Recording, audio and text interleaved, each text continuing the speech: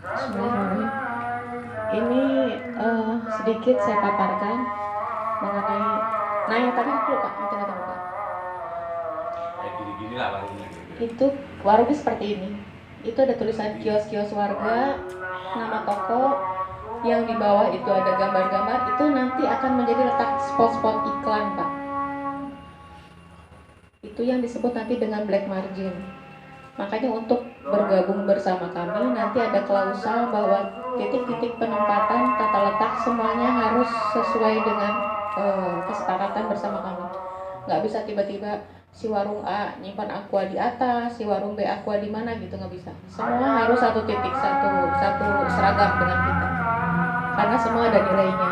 Ini nanti titik-titik yang tiba-tiba setiap warung punya uang kagetan setiap bulannya. Gitu. Ini tata letaknya. Lanjut Pak. Nah, itu alat yang di ujung. Itu alatnya Pak. Itu alatnya ramah teknologi insya Allah. Buat usia-usia tua juga bisa. Itu di bawah masih warung standar yang tata letaknya acak-acakan. Ini kalau gini kadang-kadang tikus nggak kelihatan, kadang-kadang kadaluarsa nggak kelihatan. Barang di kami kalau 2 bulan sebelum kadaluarsa bisa dikembalikan Pak, ditukar sama kami. Tapi harus 2 bulan sebelumnya harus pemberitahuan supaya kami bisa retur ke mereka dan ke pabrik, dan pabrik bisa ganti dengan yang baru. Nah itu di atas, yang di bawah ini warungnya akan jadi seperti ini. Itu alat-alatnya. Nanti salah satu peralatan yang akan kami beri di 30 juta itu, di top up 30 juta per warung itu, salah satunya akan dapat freezer. Lalu ada akrilik buat rokok, meja, kasir, rak-rak dan sebagainya. Juga dengan alat-alatnya. Itu nanti barang-barang yang memang ada proses pemberian dan proses pengembalian. Itu kan 30 juta per warung itu berupa pinjaman ya Pak. Nanti ada proses pengembaliannya. Ada tiga cara, nanti kan akan saya paparkan ketiga caranya. Ini beberapa titik layout tuh yang memang jadi titik-titik iklan nanti Pak. Harus terdata dengan baik. Lanjut Pak. Ini salah satu cara-cara ini Pak. Lanjut Pak. Nanti ada digitalisasinya, cara penjualannya. Nanti ada setiap titik warung nanti ada orang-orang yang akan memberikan maintain peletakan barang, maintain nanti ngambil barang, lalu checklist buat pengambilan pengambilan dananya dan sebagainya. Nah ini kalau ada tiga macam pembayaran Pak. Satu, kalau misalnya si warung mau mandiri. Kalau mandiri itu mereka membiayai semua pengeluarannya sendiri. Dia hanya membeli sama kita berupa alat-alat tadi aja. Alat-alat ya sistemnya aja. Itu senilai 10 juta. Tapi terikat dengan kami karena mereka harus membeli barang sama kami gitu. Karena kami kan insya Allah kita sudah mengproklamirkan diri bahwa kami pasti harganya paling murah gitu. Karena kami langsung datang dari pabrik, dan pihak pabrik sendiri yang akan mendatangi kami nanti. Jadi bukan kami datang ke pabrik-pabrik untuk minta barang, enggak, tapi nanti pihak pabrik sendiri, karena kami sudah akan kelipatan sekian puluh ribu titik, mereka akan yang akan datang sama kami. Jadi insya Allah barang akan jauh lebih murah dibanding harga yang lain karena langsung dari pabrik. Satu, cara pembayarannya dengan cara mandiri. Kedua, dengan cara perbankan. Kalau cara perbankan ini kita biasanya pakai Bank BRI Pak. Kalau misalnya ada yang mau, misalnya satu warung, 2 warung, memang dia BI checkingnya sudah lolos, dia bisa pakai perbankan dengan bunga lebih ringan sekitar 3,5 sampai 6% per tahun. Dibayarkan selama 3 tahun. Atau yang ketiga, bisa pakai pembiayaan dari kami. Kalau dari kami sekitar 10% per tahun selama 3 tahun, sekitar 722.000 per bulannya mereka harus bayar sama kami. Nah, ada senilai 10.500.000 berupa barang yang akan diputarkan sama warung-warung tersebut, dan ada berupa pulsa dan sebagainya. Berupa pulsa sekitar 500.000 itu bisa dijual. Itu bisa buat beli pulsa, listrik, BPJS dan sebagainya. Ini beberapa sampel toko yang sudah berjalan. Tapi ini di kios warga, di titik kami yang lain, bukan yang dengan warung gitu. Nah, ini kita juga menerima barang-barang UMKM, Pak. Jadi kalau bapak-bapak ada saudara rekan yang memang mau masukkan barangnya UMKM kepada kami, boleh silahkan. Nanti diatur sama tim daerahnya sama ininya buat pendaftaran. Kalau yang belum BPOM akan kami bantu, yang belum halal juga akan kami bantu. Akan kami sebarkan di seluruh Indonesia by alat ini. Nanti di alat ini kita punya spot iklan yang akan running seperti running text ya Pak. Misalnya dari Bumi Ayu hari Selasa jam sekian tuh pasti dia keluar running textnya, atau dari Cilacap hari Rabu misalnya jam sekian itu keluar running textnya. Itu keluar terus UMKM-nya. Jadi UMKM kita nggak mati. Kita betul-betul bisnisnya kerakyatan. Jadi bagian manapun harus kita sasar. Semuanya insya Allah dapat. Ini cara pembelanjaannya. Semua barang yang masuk yang dibeli dari kami pasti akan masuk ke dalam sistem. Ada pertanyaan, kalau barang yang sudah ada bagaimana? Itu tidak masuk dalam sistem. Kita akan split 2 di kiosnya, akan split 2. Mereka habiskan barang mereka dulu, baru barang kita. Karena pasti dari harga pembelian pun pasti akan berbeda. Jadi kasihan. Lebih baik dihabiskan dulu barangnya, baru barang-barang kita juga terjual gitu. Semua barangnya sudah masuk dalam sistem yang hasil penjualan dari sistem itu akan langsung masuk ke DC, dari DC langsung masuk ke pusat ke kami. Setiap ada pemesanan juga bisa langsung dari sistem, kita akan langsung kirim ke masing-masing titik. Masing-masing titik ini ada yang kalau misalnya penjualannya tidak terlalu besar mungkin akan dikirimkan seminggu sekali. Tapi kalau yang penjualannya besar, by request bisa diatur sekitar 2-3 kali seminggu gitu. Nah, ini beberapa bank yang bisa bekerja sama, bisa BRI, bisa BSI sementara ini. BRI dan Mandiri harus kita follow up. Kalau BRI sama BSI sudah, insya Allah sudah oke, sudah bisa langsung berjalan.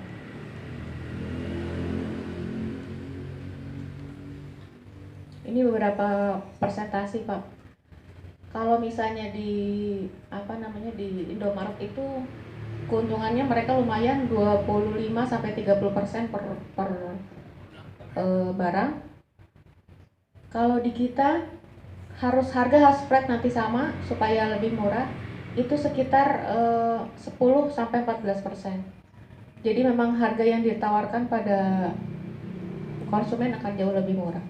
Jadi nanti titik-titik kios warno ini, kalau misalnya sekarang kita bangun, tidak menutup kemungkinan dalam beberapa bulan ke depan ada warung lain yang ikut, tapi kuotanya sudah habis, itu bisa nebeng belanja. Jadi distributor, asal ada berbagai keuntungan lah dengan mereka. Kita jual barang lebih murah, tapi mereka ambil dari kita. Itu bisa terjadi karena memang range itunya lumayan jauh berbeda. Ini semua proses pemesanan barang semuanya diantar, nggak ada yang ngambil sendiri. Semua diantar, nanti orang yang ngantar itu akan lihat barang-barang kita yang habis apa, yang berkurang apa, nanti akan dicek. Pengiriman pertama 10 apakah sesuai dengan di alat, laku 5, bisa 5, atau ada yang miss atau bagaimana, itu akan dilakukan saat pengiriman barang. Semua distribusinya dilakukan oleh DC. Nah, nanti ada perlakuan kalau misalnya Nusama mau bikin DC sendiri boleh, nanti kita bicarakan. Itu ada ini lebih lanjut, ada pembicaraan ini, ada keuntungan lebih besar. Nah, ini dibuat buat di freezernya, penataannya begini. Nanti ada iklan-iklan yang bisa terus berjalan, yang akan kita jual buat income lebih besar gitu.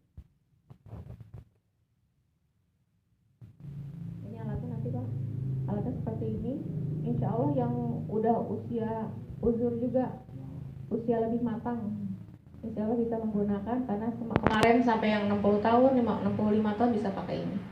Jadi insya Allah bisa, semua orang bisa pakai karena sistemnya mudah. Cuma nanti ada kesulitan kalau memang yang sudah ada, warungnya sudah ada, sama yang baru ini mungkin ada penyesuaian aja tata letaknya. Nah, ini buat PPOB ini lumayan besar sekali nanti. Kemarin ada yang bertanya PPOB-nya kenapa hanya diberikan dari kita 500.000 misalnya, dari yang 30 juta. Kalau mau top up, monggo silahkan. Dari kita ada jatahnya 500.000, Bu, kami mau naikkan PPOB-nya karena banyak yang pakai, misalnya di 3 juta boleh. Tinggal disiapkan saldo rekeningnya aja, tinggal gesek di kita boleh, pakai M-Banking boleh, nanti pakai virtual account-nya bisa.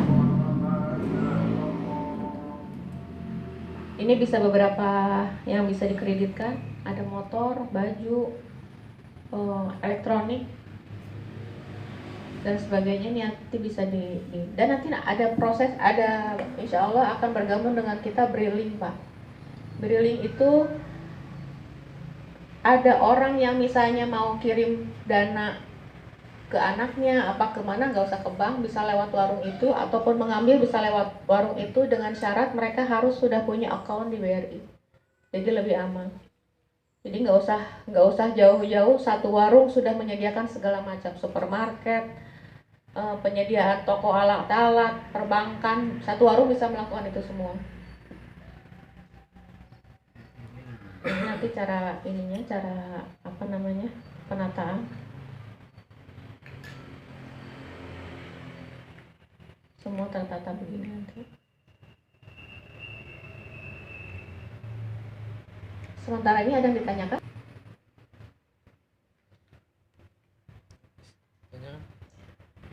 Nanti setiap warung yang ingin bergabung dengan kami, kan ada top up 30 juta itu.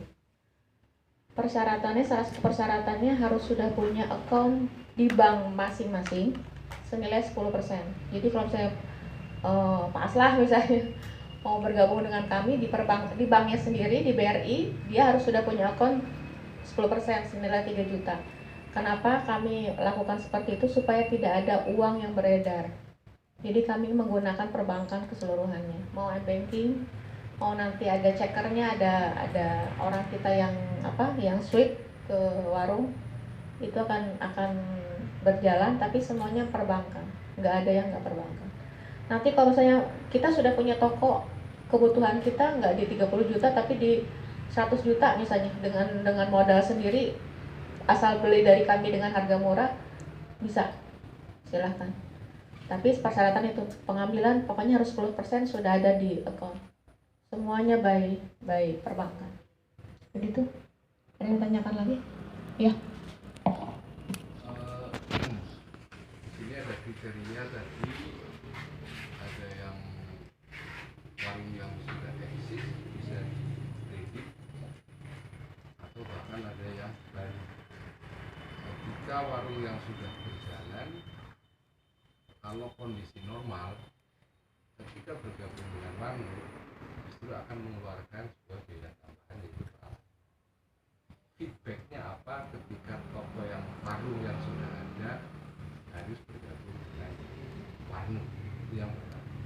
Yang kedua, ketika warung itu baru dengan modal pinjaman, di perbankan sendiri ada sebuah standarisasi usia usaha dengan minimal 2 tahun. Kenapa ada minimal 2 tahun? tahun di situ harapannya usaha tersebut sudah mengalami dinamika usaha baik maupun turun, makanya ada batasan usaha.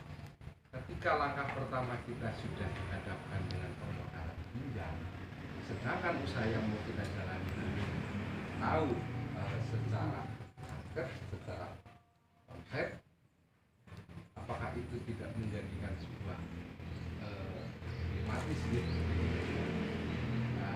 dihadapkan dengan sebuah beban biaya yang prospek baru itu kita butuhkan. Terus yang berikutnya, kebetulan untuk khususnya Sampang itu ada sebuah siklus yang menarik, ada sebuah toko tidak marketable, jauh dari keramaian, tapi dengan harga yang luar biasa, bahkan mungkin bisa disimpulkan pasar pun mati gara-gara toko tersebut. Pertanyaan kami, seberapa murah barang yang ditawarkan ketika misalkan kami bergabung dengan warna? Iya, buat yang pertama barang-barang yang lama istilahnya diapain gitu ya? Warungnya sudah ada. Warung sudah ada. Terus Kenapa harus bergabung dengan Warno secara manufaktur? ya. Kenapa harus bergabung? Satu, dari barang yang sudah ada, saya mau tanya, dia belanjanya di mana? Distributor pasar pasti ya, distributor yang ada di lokalisasi. Ya. Kalau kami ngambil dari pabrik Pak, dari pabrik ke daerah itu ada turun sekitar 4%. Dari daerah itu dari grosir, dari pabrik ke grosir itu 4%, dari grosir ke distributor di daerah itu sekitar 4-6%. Dari situ baru ke bawah ke agen. Kita cut semuanya itu Pak. Kita langsung dari pabrik langsung ke warung. Jadi 2 area itu sudah hilang. 2 area sudah hilang. 2-3 area itu sudah hilang. Otomatis yang tadinya harganya 1.000 jadi 1.400, jadi 1.800, jatuhnya 4.000 ke bawah. Kita dari 1.000 ini langsung di sini ke 4.000. Memang ada beberapa poin yang akan kita ambil, tapi masih masuk akal, istilahnya tidak menggerus harga berdasar. Seperti yang saya bilang, kalau di Alfamart itu 25-30%, kalau di kita paling top itu 18%. Jadi otomatis mau nggak mau kita kan pasti ngambil di tempat yang murah kan Pak. Nah, kita menyediakan barang murah itu satu itu. Yang kedua, jaringan itu Pak, alat itu, jaringan itu kalau dari nilai jual jauh lebih besar dari barang-barang. Bapak kalau beli barang-barang itu keuntungan dari keseluruhan total penjualan itu cuma sekitar 40% Pak. Di jaringan itu Bapak bisa dapat uang tiba-tiba 60%. Yang black market itu, black margin itu tiba-tiba Bapak karena misalnya kami dapat promosi, dapat iklan dari mana gitu, ada transaksi sekian untuk sekian ribu warung, tiba-tiba di akun ada, itu kan mereka juga pakai masa berlaku. Kita akan kontrak sama Nuip misalnya selama 1 tahun. Selama 1 tahun dia dapat uang itu tanpa ngapa-ngapain, cuma nyimpan barang di tempat-tempat tertentu.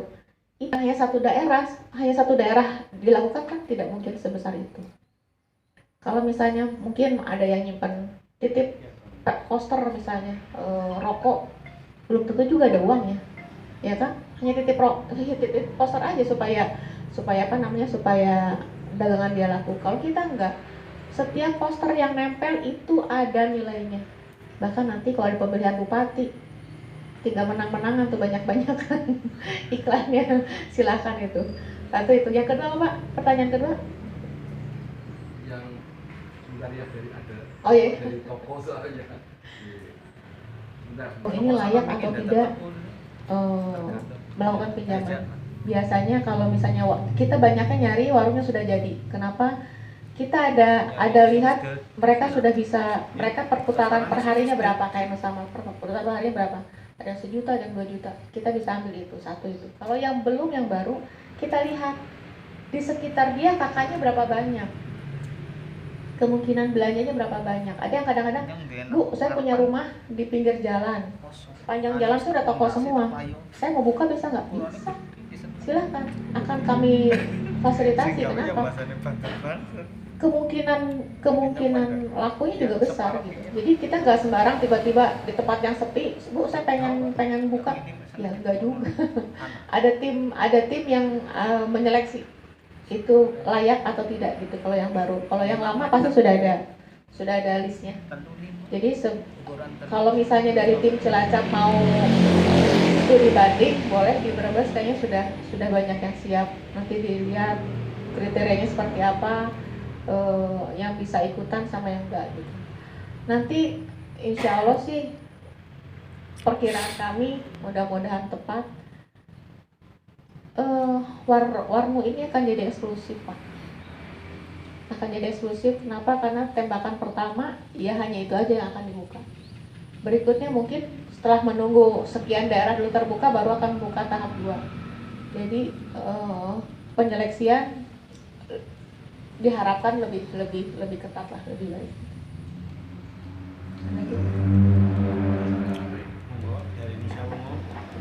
Saya tak ini resiko benar, resiko luar biasa. Memang itu harus dilakukan. Ketika kita kepingin membantu sekaligus menjadikan satu kebersamaan dari hulu sampai hilir. Tentu dalam hal ini tadi ada ukuran-ukurannya yang kita bantu. Setidak-tidaknya warung ini sudah operasional berapa tahun, kemudian omsetnya minimal sehari itu 500.000 misalnya dari omset, atau 300.000 asumsinya. Kalau 300.000 secara manual, karena ada digitalisasi mungkin bisa diangkat ke angka 500, standar minimal itu 500 gitu, supaya apa, bisa nutup pinjamannya ini gitu. Nanti juga hitung-hitungannya ada semua, yang jelas insya Allah tidak akan memberatkan, karena hitung-hitungannya kalau misalnya 500.000 per hari berarti omset 1 bulan itu 15 juta, keuntungan yang didapat kemungkinan antara 10-20% ya, itu kira-kira segitu, berarti 3 juta. Nah 3 juta dipotong 700 untuk angsuran, kemudian ya cuma itu saja ya. Ya berarti kan masih ada sisa untuk kepentingan pribadinya mereka. Dan meskipun kita top up dana, kita tidak mengambil keuntungan si pedagang ini. Kita sekali lagi kepingin ini menjadi besar Pak. Jangan sampai, ya jujurlah, orang boleh bercerita NU itu 90 juta, tapi ketika mau mulut Nabi aja masih bikin proposal muter, apalagi mau bangun masjid bikin proposal muter. Itu ya bagus-bagus aja sih, tapi ya setidak-tidaknya kalau kita bisa mandiri kan luar biasa. Artinya setidak-tidaknya kebutuhan masyarakat ini terjangkau, kita bisa bantu. Nah inilah yang perlu disosialisasikan ke seluruh warga masyarakat, wabil khusus Nahdien yang punya warung-warung.